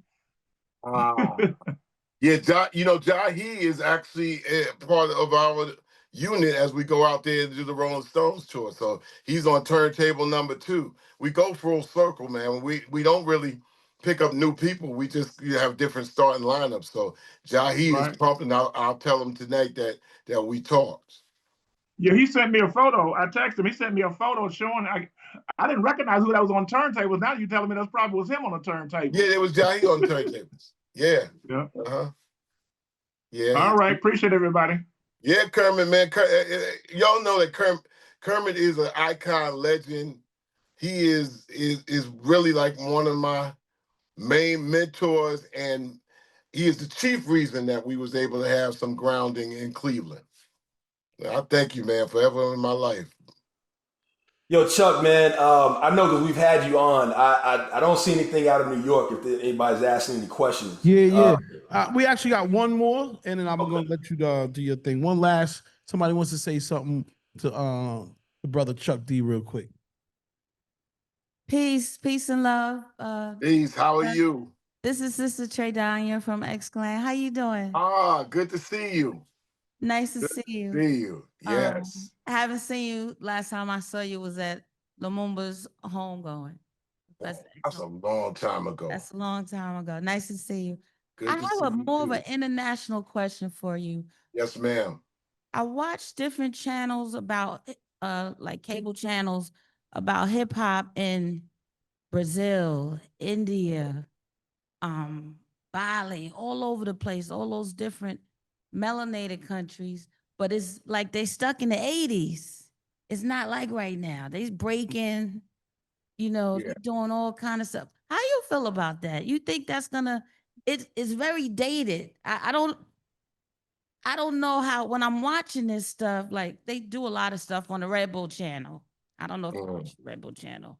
But I'm familiar with all the channels, and we have look. When I showed you Rap Station, we the #1 coverage of international hip hop ever on the radio because we have Planet Earth, Planet Rap, and not only do you go, like I said, the same app, Rap Station app. Go to rstvapp.com. Get both of our apps. Planet Earth, Planet Rap is the most detailed explanation of hip hop and rap music that you can find anywhere. I'll just say the internet, the www, right? And so it not only does it play the music, because sometimes when you play in different languages, you got to have an interpreter or explanation of what the song is. So the explanation usually is in English. Our host and the curators of the station are Amgelwa, and she's from South Africa, and Mikko Kapanen, and he's from Helsinki. They both live in Helsinki, but everything in the world funnels through that. So no, they're not stuck anywhere. They choose, I mean, I'm talking about hip hop artists in general, because we're talking hundreds of thousands. They're not stuck, but they choose to use it as foundation to say, we're gonna go up from here. Here's another thing, sis, that did you know this 33% of all MCs in the world are women? Crews, they got crews, spitters, producers, record label owners, collaborators, 33% are women spitting around the world. How many countries are we talking? We're talking 135 countries. You just can't go to a country and say, oh, I got it all figured out, because you might see 2 or 3 artists. Every country got hundreds and hundreds of artists there. I mean, one time I'm in South Africa, right? This is about maybe 12 years ago. I'm at the radio station in Johannesburg. I'm also down in Cape Town too. You understand, they had a radio show Friday night. 200 MCs is outside in the parking lot. 200. This is Johannesburg. And they let 5 in at a time. The most spitting city I've ever seen on the planet Earth, hands down, Cape Town. I swear, like babies is born spitting. And then South Africa, they got that click thing going on with them, that you go back to the South African music.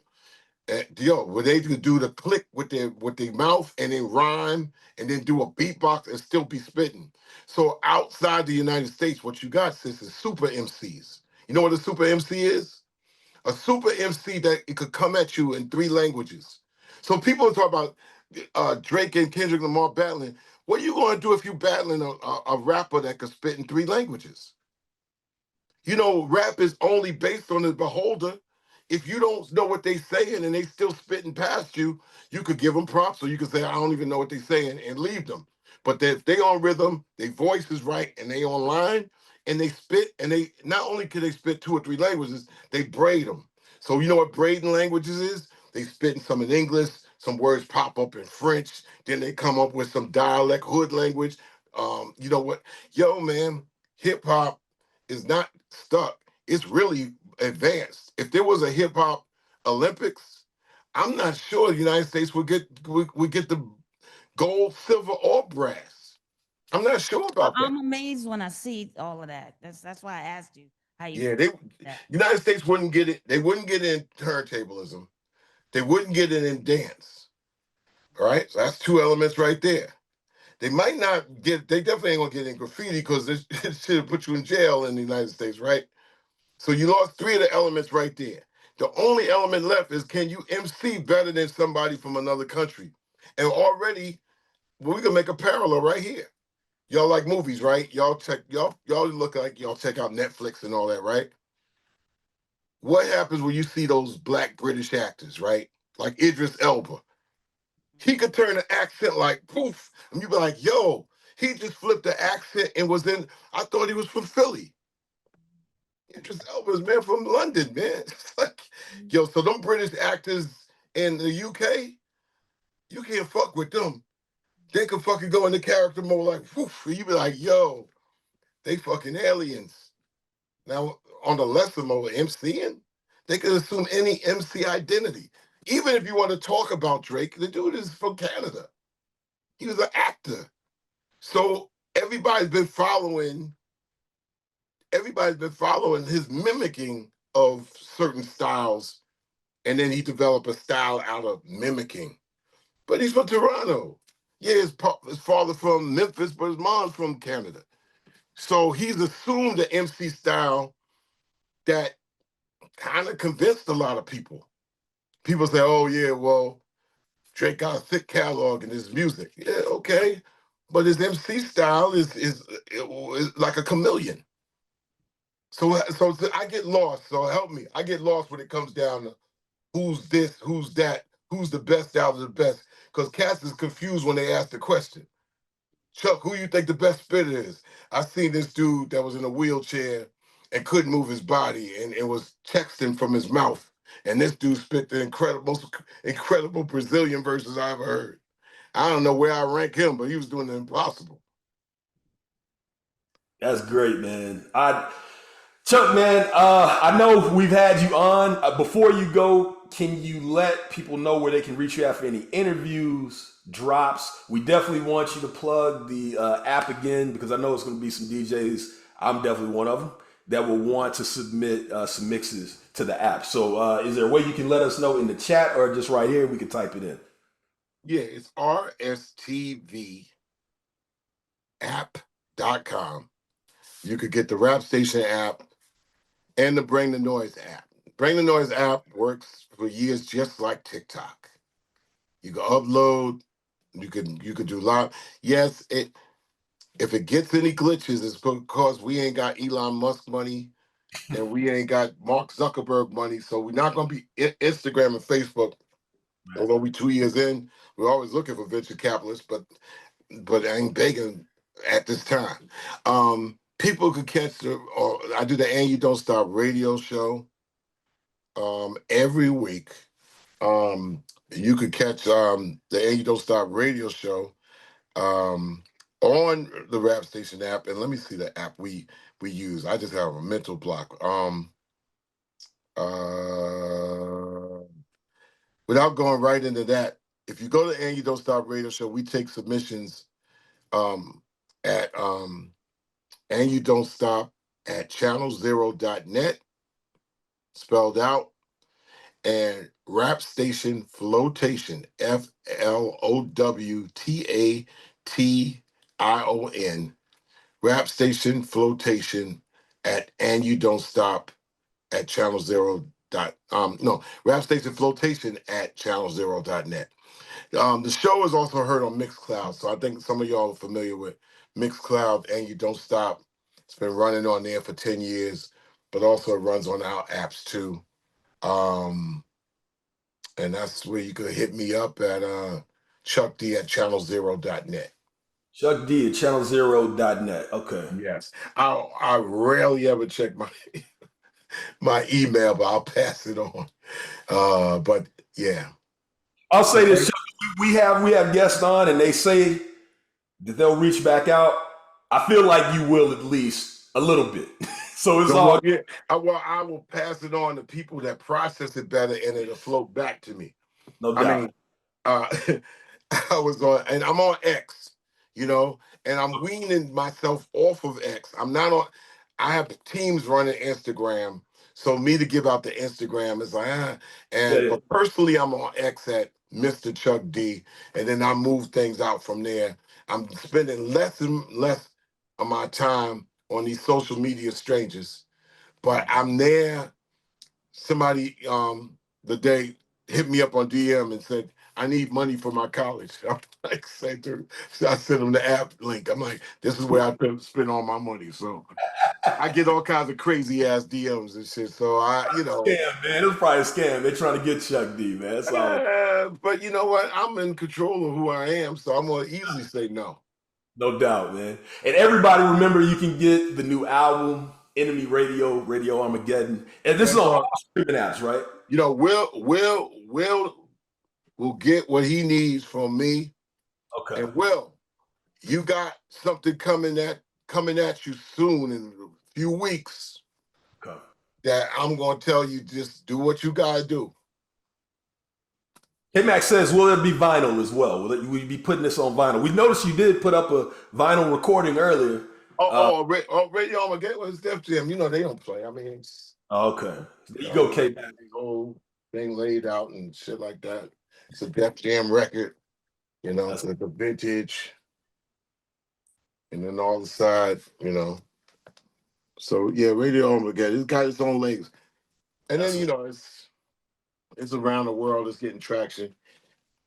I tell people, and I don't mean to say this in the wrong. I like being behind the scenes. I like making records, and I like being on special tours and getting back. And sometimes I'll be like hoping shit don't blow up. But if shit blow up, it's like, uh-oh. Yeah, I want you here. I want you there. Do a tour and all that. You know, I only, you know, when you get to 65, it's about the quality of your life. No doubt. And you can't be everywhere and where you need to be at the same time. Yeah, yeah. So I hope that my successes are everybody else to share. You know? Yeah. But these are good problems to have, though, Chuck. So, man, we appreciate it. CL, you got anything else over there on the New York side?